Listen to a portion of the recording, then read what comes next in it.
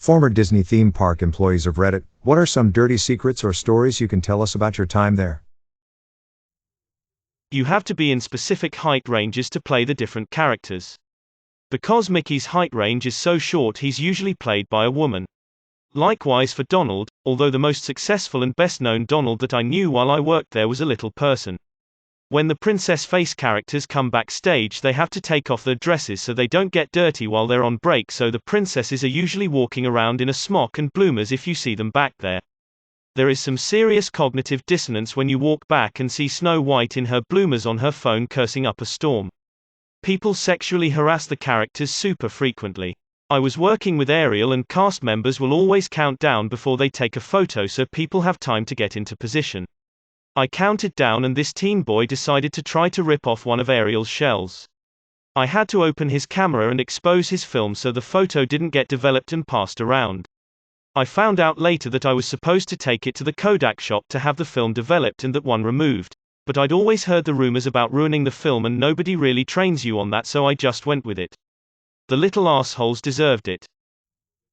During the construction of Pandora at Animal Kingdom, a very beloved superintendent passed away on the project of an immediate heart attack. Mid-sentence and while opening the door to the construction trailer, George Burke just died. The project was very affected by this. His knowledge of the work that needed to be done was deep and irreplaceable. His laughter and personality was loved by all 1,400 workers that were there. A couple years after he passed, we were finishing the project and found the perfect way to pay homage to George. They invited his family to the middle of an active construction site to let them view it.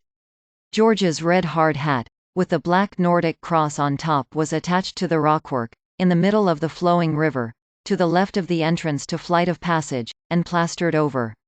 The family, friends, and a few Imagineers were the only people there. Only we can point out where the hard hat is underneath the plaster, theming, and plants. I revisit the spot every time I go back to Pandora. Smiley face. Peace. My Sil got the role of Cinderella at Disneyland Paris. She had to practice Cinderella's autograph over and over because although different actresses play her all over the world, the signature of the character has to be identical anywhere it's signed for consistency. There are 3 hidden phones in the Magic Kingdom that when you pick up have dialogue from Disney characters like a Stitch in Tomorrowland. Disneyland first interview papers include a blank outline of a person to indicate where you have tattoos. It's referenced if you want to change positions internally, to indicate how said tattoos could be revealed, based on what your new uniform would be. A friend of mine worked at Disney World. According to her, Epcot is the best place to work. When she was at the Magic Kingdom, she said she went home crying all the time because the moms were so mean. Edit. She also said that cast members got to do something I think is called magic moments. At her gift shop she could just give a park go or something for free. She said that was a perk.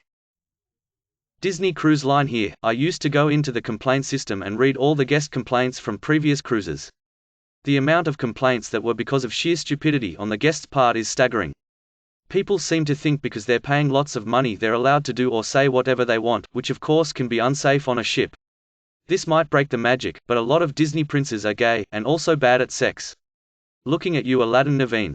We also had a foreign crew member caught molesting a child and he was promptly thrown in jail, but you better believe that the media didn't cover it. Not a Disney employee, but I saw a sort of behind-the-scenes event at Disneyland that was interesting. There's no smoking at Disneyland except in like 1 or 2 designated areas that may not even be there anymore, I'm not sure. Anyhow, I was waiting around the side of one of the attractions near the Space Mountain buildings that was next to a bunch of doors by a service entrance type area with virtually no one around. Guy decides to sneak a cig. He leans on the wall next to the doors, looks around and lights up a cigarette. Gent got 2 puffs in before the door next to him opened and a guy in a polo came out. Smoker drops his cigarette and grinds it out with his foot, then follows Disney polo shirt guy into the building and the door closes. Best part? 30 seconds later, door swings open, a custodian pops out, sweeps the ground-up cigarette butt into a dustpan in 1 second and backs into the doorway without ever touching the door as it closed in front of him. Whole thing took less than a minute. I have no clue what happened to the guy. A true story that is dirty, ethically. Before I worked for them, When I was just an annual pass holder, I got overcome by the heat and humidity, almost had a heat stroke, at the bathrooms outside the Epcot entrance.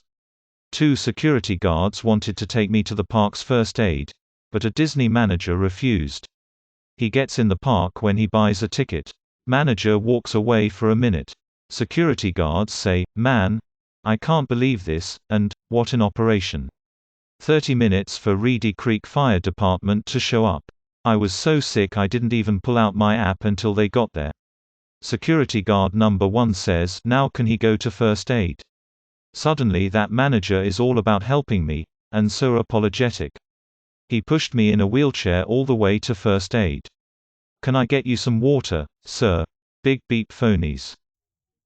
I worked there for 3 months 2 years ago with my GF at the time, and anything newsworthy that happens there, usually negative, immediately gets shot down by the official page of Disney, Twitter, Insta, Facebook, etc. They keep everything hush-hush. Lighting struck a bathroom building and there was a small fire, and my GF and I weren't working that day, but we were there enjoying the park for free. BC were cast members and she records it and posted it on her Twitter. News media pages were commenting and asking her questions like when, how, what's being done, and before she could reply the Disney page said to disregard the video. BC, it wasn't true and the video is edited, and the media pages stopped asking after that. She gets called into the office the next day and was super close to losing her job. The reason she didn't was BC of how much seniority she had, but she was basically on probation after that. Disney is beep, they don't tell people beep. I worked in Reservations. They give you a name that is not your own and you better use it. My name is not Robin Lee, but in Disney Reservations, it was. I've never worked there, but once, in a professional capacity, I was given a 6 a.m. walking tour of the Pirates of the Caribbean ride. What I was most struck by was the pirate characters up on bridges or seen in windows or on the attacking ship. None of them have any legs. They're top half only, mounted onto poles. If the boat riders can't see a part of an animatronic character, then it doesn't need to exist. I worked at WDW 1993 to 1997. In Frontierland and Adventureland, foods. Mostly I worked the turkey leg wagon in Frontierland. The few months I was assigned to the Sunshine Tree Terrace refreshment stand, there was a huge, fake, sunshine tree in the space. It had transparent green plastic leaves, and plastic oranges. There were light projectors on the ceiling to make it look like the sun was filtering through the tree.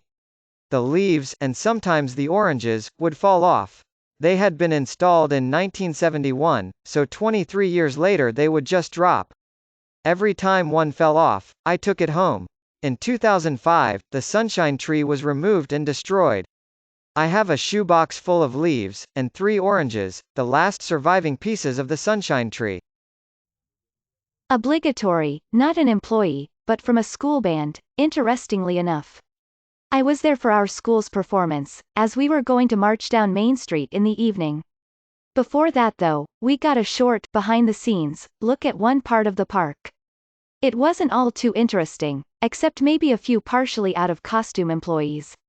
While we were being told our path for our march, however, we were told about the color they used to paint the buildings outside of the park.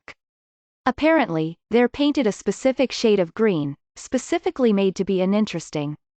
Nicknamed, Go Away Green.